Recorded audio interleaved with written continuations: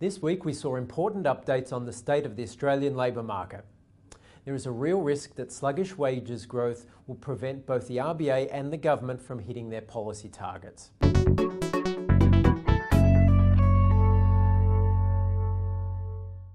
In the minutes from their May meeting, the RBA board repeated the mantra that the likely next move in the cash rate would be up rather than down. However, they introduced a new notion that holding the cash rate steady would provide, quote, a source of stability and confidence. A steady cash rate, of course, remains Westpac's view through both 2018 and 2019, and this week's wages and unemployment data left us even more comfortable with that view.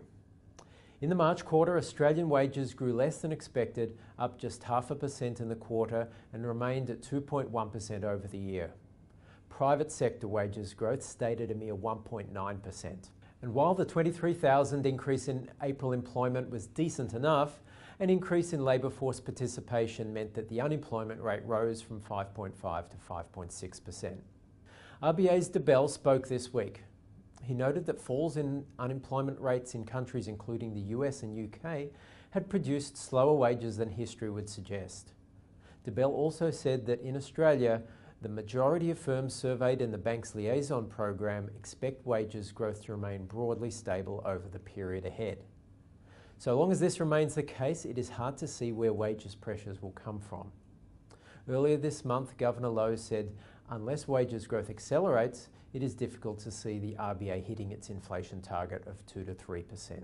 In addition, last week's budget forecasts are underpinned by wages growth assumed to rise to 3.5% over the forward period. Yet the budget also contains an assumption that the unemployment rate probably has to fall below 5% to spark a pickup in wages growth. But neither the RBA nor the government expects unemployment to fall to 5%, let alone 4%.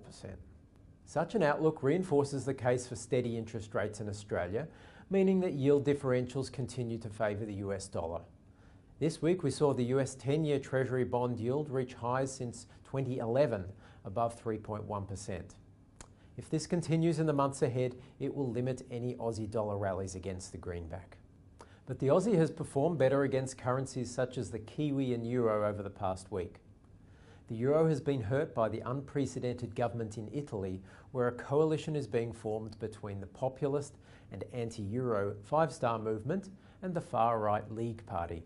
And the Kiwi continues to suffer from the Reserve Bank of New Zealand's warning last week that the next move on interest rates was evenly balanced between up or down, a clear contrast with the RBA. Commodity prices are also helpful for the Aussie, with Australia's export basket reaching 2-month highs.